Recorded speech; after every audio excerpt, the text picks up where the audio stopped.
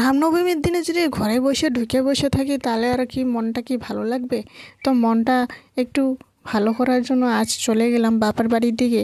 তো ওখানে রামনবমীর আজ পূজা হইতেছে, নতুন মন্দিরও ওপেনিং করছে। তো চলো যাওয়া যাক। তো এই যে সকালে স্নান করে রেডি হয়ে গিয়েছি।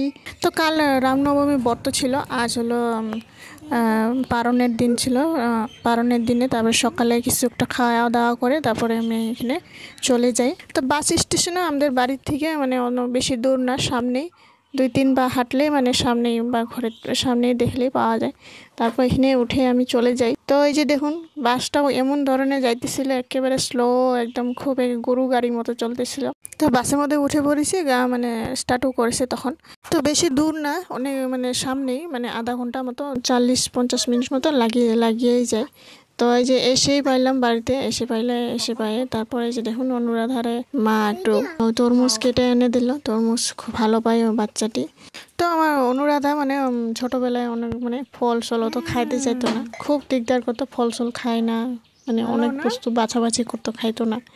কিছু একটা দিলে মিষ্টি টিষ্টি দিলেও অত খাইতো না, মানে চকলেটও খাইতে জানতো না। পরে এই যে আস্তে আস্তে করে বাচ্চা মানে কতগুলো দেখতে দেখতে ও নিজে শিখেছে। তো কলা মলা এগুলো কিচ্ছু খাইতো না।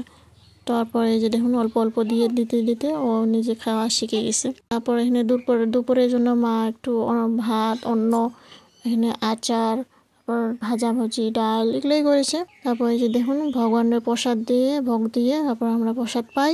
নিজের বাড়িতে হাজার পদ রান্না করলেও তো আমরা খাইতে মানে নিজের ভালো লাগে না। তো বাবার বাড়িতে যদি যা দিয়ে রান্না করো, যা দিয়ে দেয় তা পেট ভরে মানে মনটা শান্তি লাগে খেতে। তো এই যে দেখুন খাওয়া দাওয়া করে নিই। তারপর বন্ধুরা ভিডিওটি ভালো লাগলে অবশ্যই লাইক কমেন্ট শেয়ার সাবস্ক্রাইব করে জানাবেন।